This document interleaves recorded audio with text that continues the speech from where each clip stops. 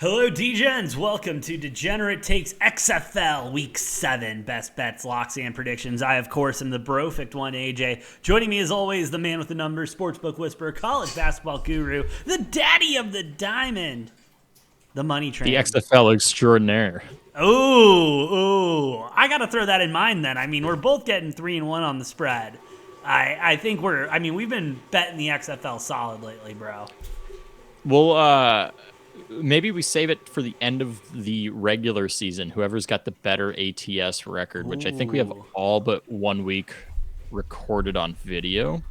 Yes, we just didn't do video. We did not do week 1 because you and I both looked at each other and we're like, let's do the eye test. Let's see what's going on.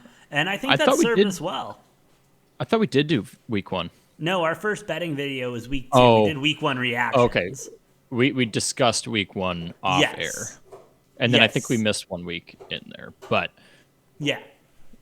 Anyway, I think 3-1. whoever has a better record, ATS, should get the nickname. I'm down. So that's that fair? That fair? I'm down with that. I'm very confident in my picks. I feel like I'm going undefeated this week. I love the spreads. I love the way the lines are coming out for these games. The books are... I feel like looking at these lines, Noah, the books are still very uncertain about the XFL. They are not willing to commit to what we believe. Timid too. Yeah, very timid. Yeah, they're not willing to jump on a bandwagon like we are. They're not willing to put in the time that it takes to analyze the XFL, brother, and all that bullshit. They're just throwing out lines that they think are half decent that they can get some bites on. And Noah, we talked about it off air for a little bit. I'm not going to spoil it, but I think we found a line that we can absolutely just abuse the books with this weekend. Oh, I think more than one, if I'm being honest. Dude, honest to God, I am ready for a fucking great week in the XFL to cover what will be my eventual losses in the Final Four. If you haven't checked out that video, hit the channel, go to that. We cover the Final Four. That's right. We got our picks for that. But, dude, I'm ready for the best week in the XFL yet. Are you fucking ready? Hell yeah. Hell yeah. Let's fucking get into it. Week 7 XFL starts off on March 31st. We've got the Sea Dragons and the Renegades at Renegades. Renegades 4-point dogs at home, Total at 37.5. Noah, we've seen the Sea Dragons play pretty well. I would argue, I hesitate to say almost, but Sea Dragons have not been a good road team this year. I believe, check my stats, they're about 1-2 on the road, maybe 500 on the road. But I really don't trust the Sea Dragons on the road. I don't trust Ben DiNucci. I'm going to take the Renegades. And I know we've talked about it. The Renegades are one of the worst teams in the XFL. But I don't see the Sea Dragons going in. They are not good on the road. Give me the Renegades plus the 4, and give me under 37.5. This is going to be an absolute shit fest. They are 2-1 at home, 2-1 on the road. Give me the Sea Dragons minus the 4 because I did not read my stats correctly. Yeah, that I'm not really paying attention to. What I'm paying attention to is this team has won 4 games straight after starting 0-2. They've seemed to look, for the most part, better and better each week. They're starting to figure shit out. Arlington is a joke of a 3-3 team. I've said that before. They've played the weakest schedule in the XFL. I like Seattle to cover the 4. And I'm gonna go with the under, even at the low number here. I'm gonna go with the under because of the fact that Arlington really has struggled to put up points, putting up 9 against a 2-4 Brahmas team, 12 the week before that, splitting that back to back.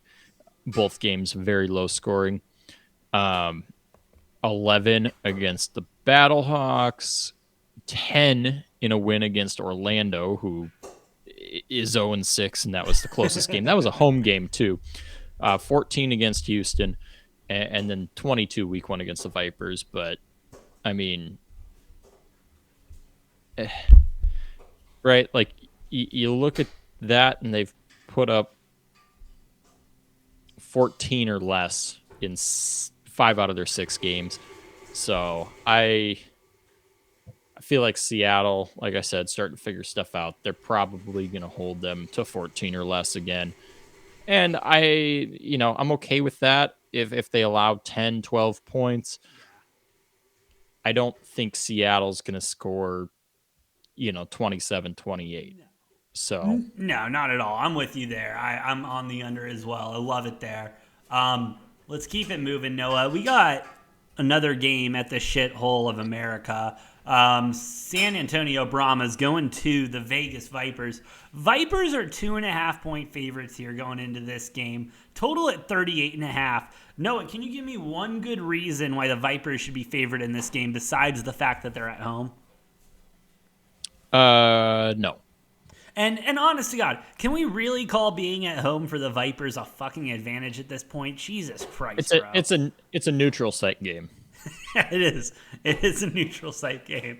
Absolutely. Other than the fact that they get to sleep in their own beds, which there is some merit to that, but there's no home crowd advantage No. here. No. They play in an old retired minor league baseball stadium, which I'm not going to get into it because we have multiple times before how this is just like The worst field in the fa- XFL. it's just a failure on the part of the league for allowing this to happen when everybody else has like a decent stadium, a decent condition, decent sized stadium to play in, and then you have this. So again, not going to go into any more detail about that, but Just make the lines fucking straight, please. I will talk about the Brahmas though. I don't think they are a bad team. I think they're very mediocre. I'd rope them in.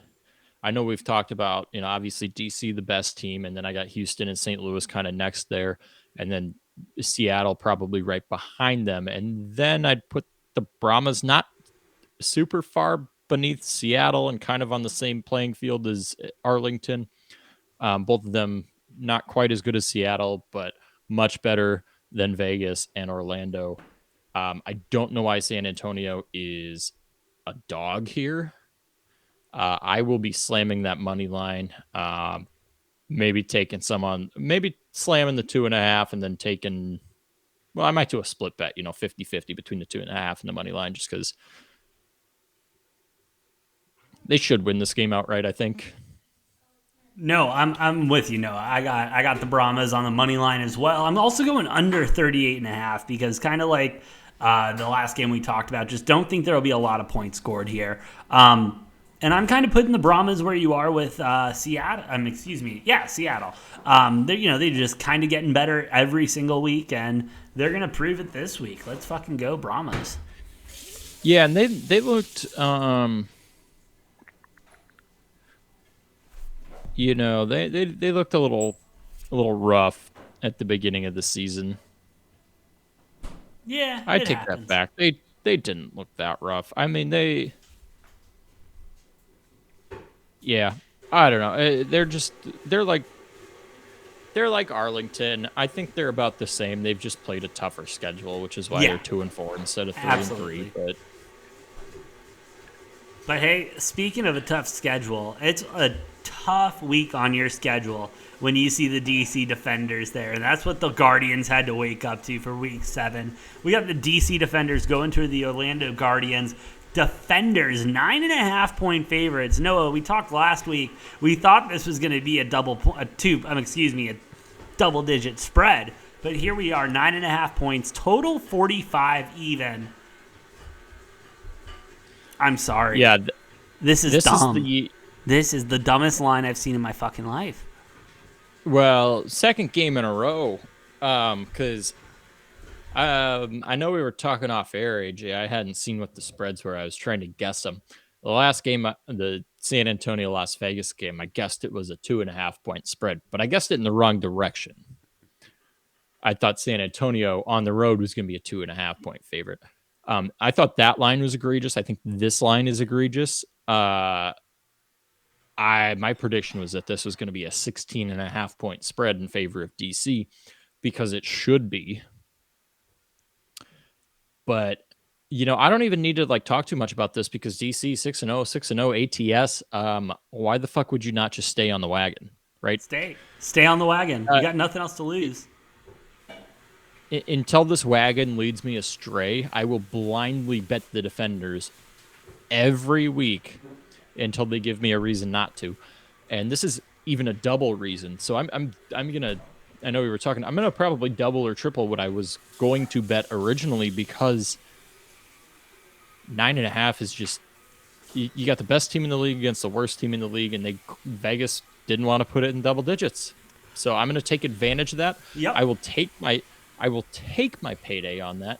Please and thank you. And I will see you at the cashier's window, AJ. I'm fucking with you. I'm double tripling. Again, bet responsibly, but I'm taking my average unit and tripling it. I mean, the Defenders have been just this is a multi-unit play. Oh, absolutely. I think we both agree this is at least a 2, if not a 3 or 4 unit play. There is no reason the line should be this low. And I know what you're thinking. I know what you people out there are thinking. It's 9.5. It's not like it's yes, this is a low number for the Defenders go into probably the worst team in the XFL, that is the Orlando Guardians, and we're getting 9.5 points. We only have to cover 9.5 points. You're telling me a touchdown in the NFL and a field goal covers this? And we're dealing with XFL scoring? Thank you very much. Vegas, I'm sorry, you are wrong on this line unless there is some injury that we do not know about and the entire first-string offense is decimated. Give me the Defenders minus 9.5 over 45.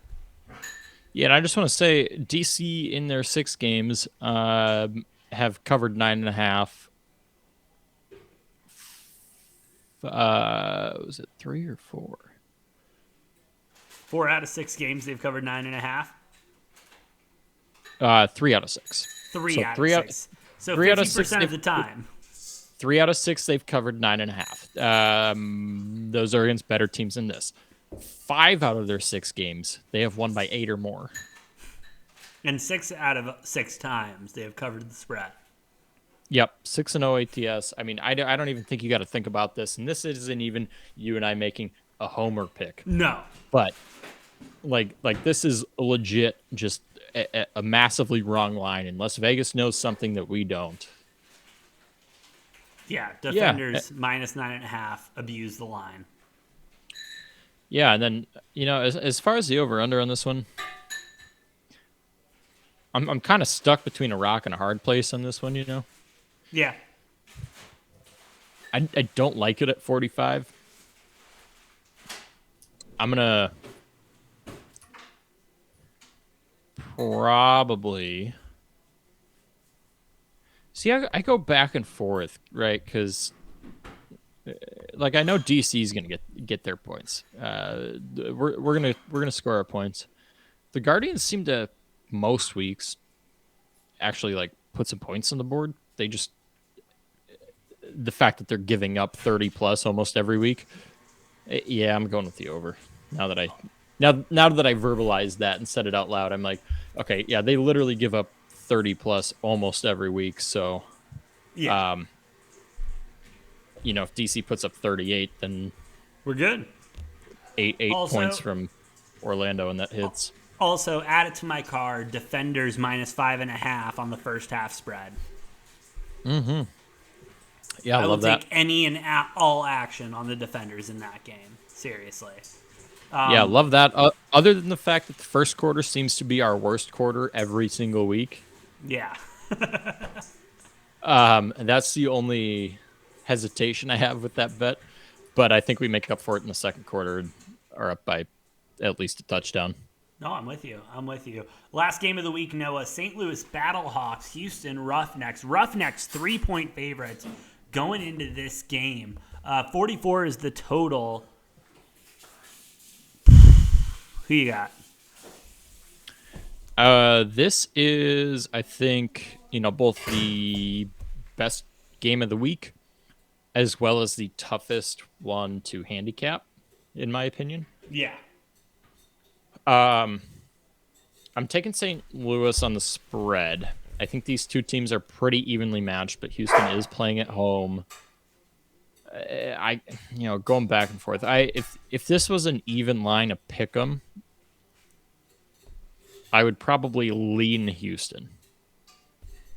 I wouldn't be like thrilled with the Houston pick on an even line, but because St. Louis is getting those 3 points, I'm gonna take them. I'm probably gonna sprinkle a little bit money line cautiously though. Yeah.